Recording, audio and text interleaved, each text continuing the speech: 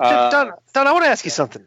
I've been on record with this, and you're an executive. I want to get your opinion on this, okay? Yes. Because obviously you've seen numbers, you know math. You're a pretty smart guy. I'm a big numbers guy. I love metrics. I love reading numbers. Yep. I'm pretty vocal that based on the metrics that AEW should have gone head to head with Raw on Monday night. And when I heard Meltzer recently make a statement that, I guess he works for them. I don't know what his relationship is to them. He's definitely a consultant. If he's getting paid, he probably is, but who knows? But he made the statement on one of his podcasts recently that the executives there had told him they were expecting like 500,000 viewers on TNT. Okay?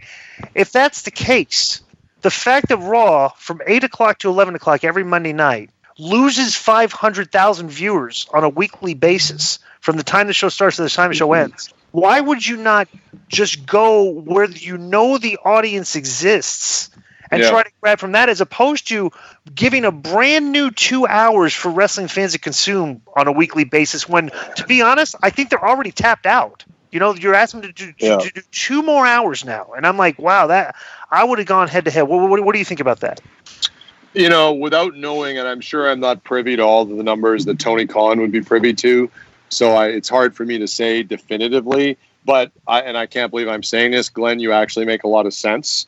But I also think that it seems like Tony Khan has wanted to make this their own thing and not make it about going after Vince. At least that's what I think they've said publicly over and over again. So if you want to do your own thing, you say, you know what? We think people will follow us and we'll be destination programming. Whether that's correct or a smart move or not, I guess will be played out over the coming months. They've absolutely got a great buzz right now. They've got some wonderful talent. Our boy Chris Jericho is the AEW World Champion. I enjoyed being on his show with Scott D'Amore talking about Access TV, given that he's the AEW World Champion. Kenny Omega, great talent. The Bucks, Cody. They got a lot of Aren't great you a guys mentor to Kenny Omega also? A lot of people don't know that. I think the correct term is guru. I think more than mentor. Spiritual advisor to Kenny.